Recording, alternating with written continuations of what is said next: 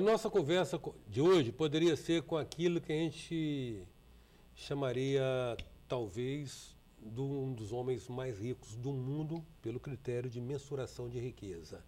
Eu vou conversar com um homem que está buscando o recorde de ser o maior turista do mundo. O homem que mais viajou pelo planeta Terra, pelo menos nos últimos 40 anos. Ele está aqui conosco e vamos conversar com ele agora. Trata-se de Armando Costa Rocha. Armando, já vimos, né? Você já deu algumas declarações, algumas entrevistas para a imprensa local, a gente já tem algum tipo de informação sobre a sua... Mas explica para nós isso aí. Quantos anos viajando, quantos países visitados? Bem, eu comecei em 69, logo, no princípio, para saber como era, se tinha campismo na Europa, porque eu sempre pensei em ficar em campismo, quer dizer, levar um motorhome e ir para campismo. Aí eu vi que não era como aqui no Brasil, que era difícil o campismo aqui, praticamente na época que eu comecei, nem tinha quase campismo. E lá, no entanto, eu vi que sempre que eu me preocupava no verão, que naturalmente cheio, mas não, sempre tinha lugar. Então eu me animei e vim para o Brasil. Em 1970, já fui para lá e comprei meu motorhome e comecei a andar toda a Europa, sem lugar, sem data, inclusive, e foi até 73. 73, então, voltei ao Brasil e fiquei uns meses aqui no Brasil. 74 já voltei para a Europa e só voltei novamente para o Brasil em 80. Quer dizer, todos esses anos seguidos, só viajando, só mudando de país. E por um acaso, quando comecei essas viagens, aconteceu que eu tive uma sorte, foi sorte, porque eu nunca não passava mais que um mês ou 2 meses num país. Então eu era obrigado a fazer, mas eu fazia sem saber que era obrigado a fazer. Então não tinha problema com as autoridades, porque eu passava em Portugal, passei logo no princípio, passei uma semana em Portugal. Depois fui para a Espanha, passei 15 dias, 20 dias. Depois fui para a França, passei mais um mês. Depois fui para a Inglaterra, quer dizer, e nada sem data predeterminada. Eu vou ficar aqui tantos dias. Não, eu vou ficar até achar que no momento, entende? Estou satisfeito, vou para outro lugar, mas sempre sabendo que eu ia retornar. Porque aí é que está. Minhas viagens, você pode ver, elas são voltas na Europa umas 50, 100 vezes. Não é brincadeira. Quando você lê o livro, você vai ver que sempre corre aqui, vai cair aqui, agora aqui. Inclusive, no meu livro eu escrevo o seguinte: bem, eu agora segui de Atenas para não sei o quê, por essas estradas que eu estou cansado de seguir. Porque o que eu fazia principal, você sabe, como brasileiro, eu pegava, está frio, eu vou para o sul. Aí ia para a Grécia, ia para a Turquia, ia para Marrocos. Esse lugar está mais quentinho. Está quente, eu vou para a Finlândia, eu vou para a Suécia, eu vou para a Noruega. Então, Dinamarca. Quer dizer, esse era o negócio. Então, e negócio era vai e volta, vai e volta. Armando, você está com quantos anos? 82. 82 anos. 82. Você é natural de onde? Eu sou natural de Vitória. Da Ilha de Vitória mesmo? É, da Ilha de Vitória. E qual é a sua profissão? Eu, funcionário aposentado no Ministério do Trabalho. Agora, veja bem, a gente sabe que para desfrutar dos prazeres da vida, ou seja, daquelas coisas que a gente identifica como o lado bom da vida, a gente precisa de ter tempo, dinheiro e saúde. Infelizmente, quando a gente tem tempo, não tem dinheiro, não tem saúde. Quando tem saúde, tem tempo, não tem tempo nem dinheiro. Nunca casa. Você casou os três. Você teve tempo, dinheiro e saúde para fazer tudo. Exatamente. Graças a Deus. Graças a Deus mesmo, graças hein? A Deus Você é dos mesmo. poucos que eu conheço. Exatamente. Mas é graças a Deus mesmo. Porque tem muita gente que é rica de dinheiro e pobre de tempo. Porque muita pessoa falou, como é que começou a viajar? Inclusive, vou dizer a você, eu fui corretor oficial do Banco Central do Brasil. Peguei quase $1 milhão na minha mão quando comecei a viajar. Por quê? Porque eu conhecia profundamente política internacional, eu sou cientista político, entende? Eu conheço profundamente política internacional e economia. Então, juntei os dois. Agora mesmo, por um acaso, eu vou falar aqui na frente de vocês todos, eu estou agora recebendo, investi 20 mil, está entendendo? E estou recebendo sempre o lucro dessa alta da Bolsa. Porque eu sabia que a Bolsa ia entrar em alta. Bem, eu não vou entrar em economia agora, né? Tá, Então, não, sim. então vamos parar, Mas não sei, você sempre teve grana para financiar suas viagens. Exatamente. E tempo, porque você não tinha que ficar preso a um emprego, a um trabalho. Exatamente. Eu tive esse tempo, agora vou dizer, esse tempo eu agradeço aos militares, ao golpe militar de 64, porque... Te caçaram? Te caçaram? Não, mais ou menos, porque eu falava demais para os meus colegas do Ministério contra a ditadura. Então, eles resolveram, por indisponibilidade, ele falou, não, Armando, você vai para casa, esquece, vai receber teu ordenado nos bancos, em casa e acabou. Não volta. E foi o que eu fiz. Então, eles me deram de presente esse meu sonho de viajar e fazer o turismo. Mas você sempre flertou com o socialismo, com o comunismo, não? Não flertei. Não? Não. Eu não precisei nada. A base minha é o seguinte, eu propus, inclusive, eu tenho documentos, eu te provo, que eu propus o Partido Comunista Cristão.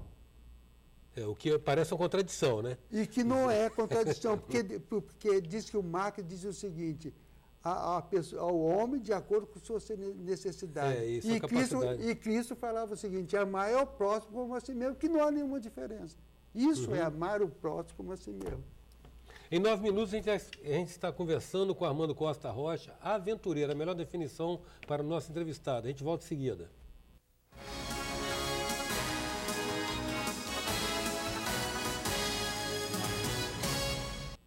Voltamos com 9 minutos, que traz Armando Costa Rocha, aventureiro que está reivindicando o título de maior, o recorde do Guinness Book de maior turista do mundo. Vamos falar dos países. Quantos países? Você não vai lembrar todos, porque não vai dar para lembrar. Quantos países são todos? 70. 70 países, todos os continentes, exceto a Austrália. Europa toda, a África uma parte e a Ásia também.